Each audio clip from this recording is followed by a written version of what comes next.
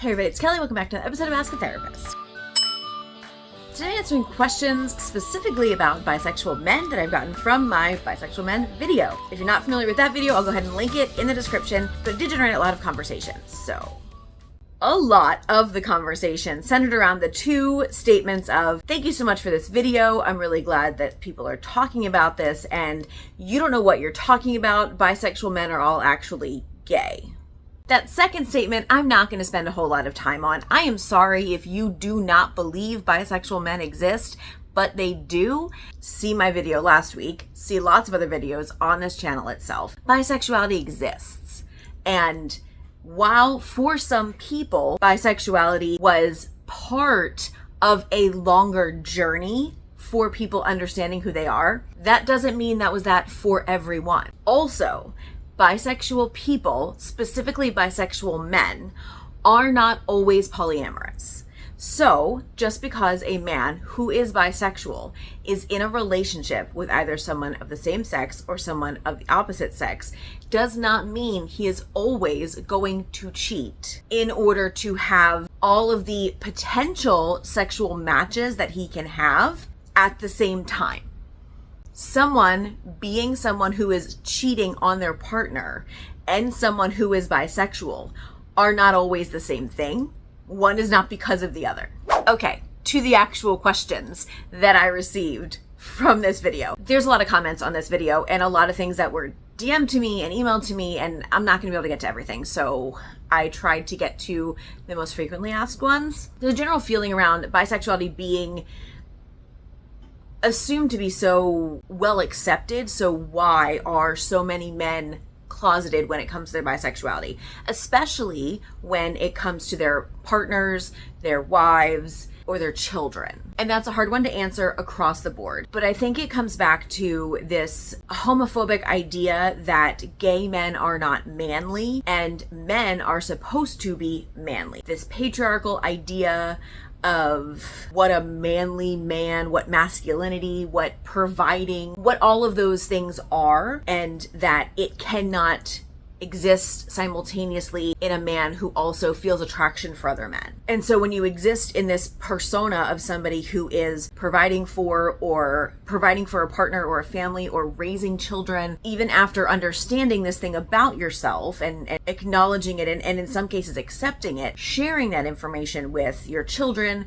with your spouse, with friends sometimes, that fear of them looking at you differently reads different for men in today's society, because the assumption of there's something deviant, not as manly, softer, not as desirable as a friend or as a provider about you because you also happen to have an attraction to other men is deep rooted in culture, in your psyche. Like that idea, and therefore that fear is kind of everywhere. So while I can't speak for everybody, that is generally a really big reason why a lot of people will choose to stay quiet about that part of them, especially if it's not a part of them they're looking to actualize. And also, that can become really hard for people. Say you're a man who is bisexual and you haven't ever told your kids, and one of your children comes to you and says, hey, I'm bi, or hey, I'm gay, or hey, I'm trans, I'm non-binary, I'm part of the queer community in some way, but you've never told your child this.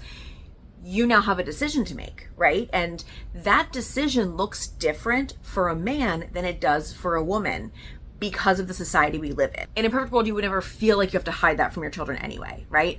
And I know that not everybody feels like they do, but it's also understandable in today's climate, in today's society, why people do feel like they need to, and why that feels different for a man than it does for a woman. I had a couple of men ask me if there was anything to what type of men they were attracted to. So for instance, we had some men who said they were attracted to more almost masculine presenting women and more masculine presenting men. And then other men who said they were attracted to more feminine presenting women and more feminine presenting men. And if there was like a similarity there, any kind of a thorough line. And some people said that it was opposite for the men and women they're attracted to, and that's just attraction. My answer is that's just attraction. You have every right to be attracted to who you are attracted to. You're allowed to have preferences of the people that you find attractive, because we are not going to find every single person attractive that is out there. I also got a lot of questions about how race plays into this. And specifically, I was asked a couple of times if I thought that it was harder for Black and brown men to come out as bisexual. It absolutely is. Their culture and race plays a lot into the messages that you receive about what masculinity is, about what it means to be a man, about what it means to be part of a society. Those messages you receive from the time you are little. And what you do with them shapes who you understand yourself to be. Every culture, every subculture of the world has different messages to give their children about what gender means. And it would be a mistake to assume that doesn't matter when you are understanding your sexual attraction to look a certain way, especially when that certain way does not match what people assume is like normal, right? You can't ignore those pieces. And a very interesting comment a couple of weeks ago that I don't know if it was tongue-in-cheek or not, but I loved the questions, so I'm going to specifically answer them, whether they were a joke or not. A bi man who's only attracted to men sexually and not looking for more than that is not gay. Being attracted to men sexually and not looking for more than that does not automatically make you gay. No.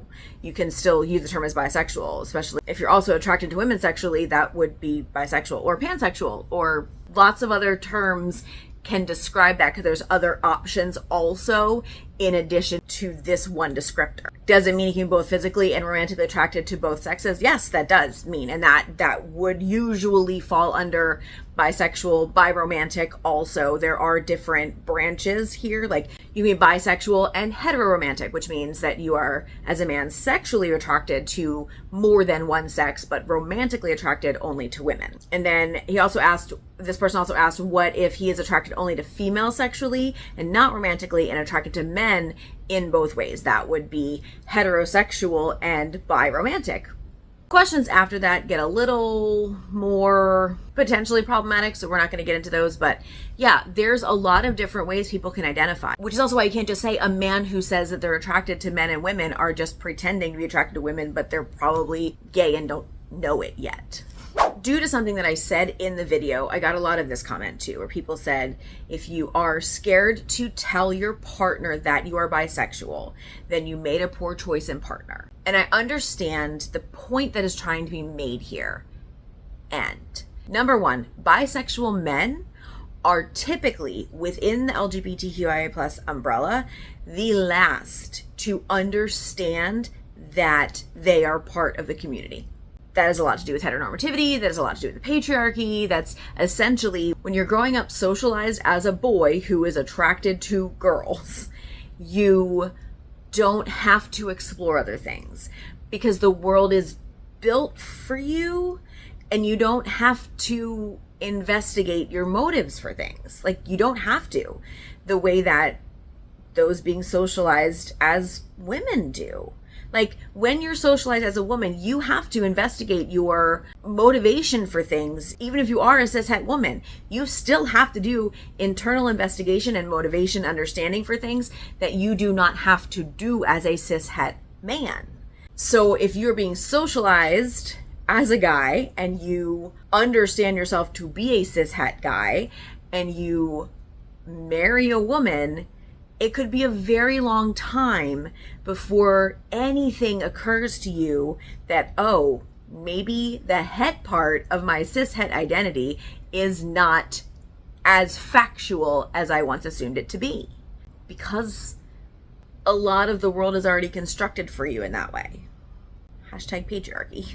Also, I don't love the idea that we're saying to someone, you picked a bad partner if you don't feel like you can tell them who you are. And that's essentially blaming someone else for their partner's biphobia. That doesn't really feel like the best idea to me, because if you're understanding that later on in your life, you might not know that your partner was going to respond like that. You might not know that you ever had to have that conversation with your partner. So at that point, you understand that about yourself and you're like, oh, what are they going to do? I never had to think about this before. partner. Telling somebody at that point they made a bad choice in partner, I don't know what the purpose of that would be. I don't know if that's even true. Who knows if that's even true? You don't know. The fear that they have could be from the outside. It could be from society. It could be internally. It could be from what's going on inside of them. You just don't know. And making that statement towards somebody and making it their fault, that's just a weird form of victim blaming that doesn't need to happen. Like, it's just unnecessary and not helpful. So the last one that we are going to talk about, because this comes up all of the time, people are not bisexual or gay because they were SA'd or harmed as children. That's not how it works. You can say it's from Freud. You can say it's from the conservative right. You can say it's from old school Christianity trying to villainize queerness. All of those are true, but there's an old belief that men who are attracted to men are such because they had a broken relationship with their mothers, with significant women in their lives, or were abused by women, and so they turn to other men for love they didn't get. They'll say that they are looking for affirmation from men because they didn't get any from their fathers. And same with women. They'll say that women who are attracted to other women are that way because they were abused by men and so are turning away from men, or trying to get the affirmation and the love in other women they didn't get from their mothers. And that is ridiculous. There is no science that backs that up. That was an assumption that was made when queerness was still being villainized, when it was still being pathologized, and it was still being seen as unnatural and deviant. So it had to be the result of deviant behavior. This is not true. There has never been any credible peer-reviewed study at all that has ever given any credence to that information. It's very important that you hear this. And so the comments that I get, people like, I'm trying to figure out why I'm like this. I'm trying to figure out why my partner is like this.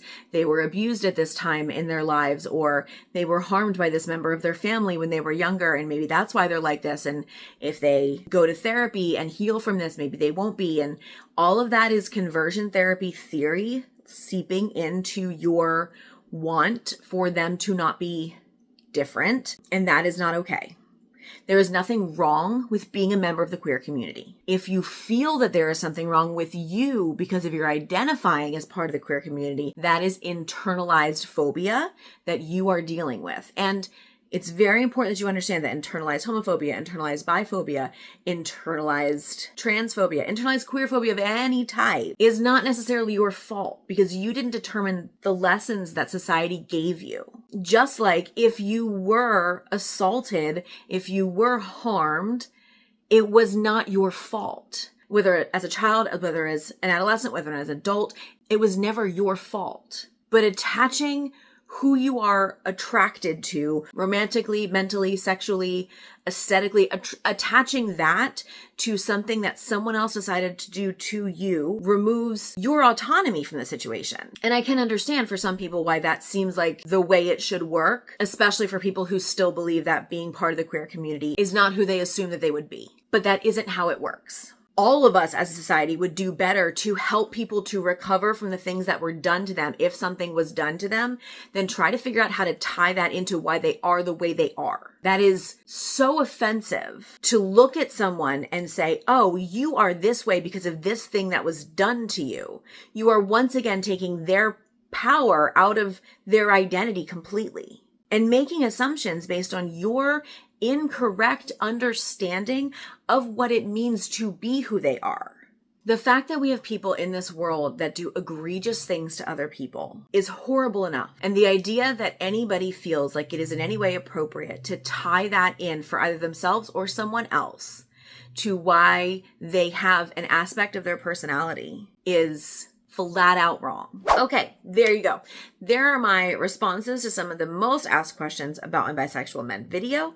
Feel free to drop any other questions that you have burning in your brain that I have not answered yet below, and I'd be happy to do another video and answer them on the next one. And that's it for today. I will see you all next time. And until then, take care of yourselves and each other.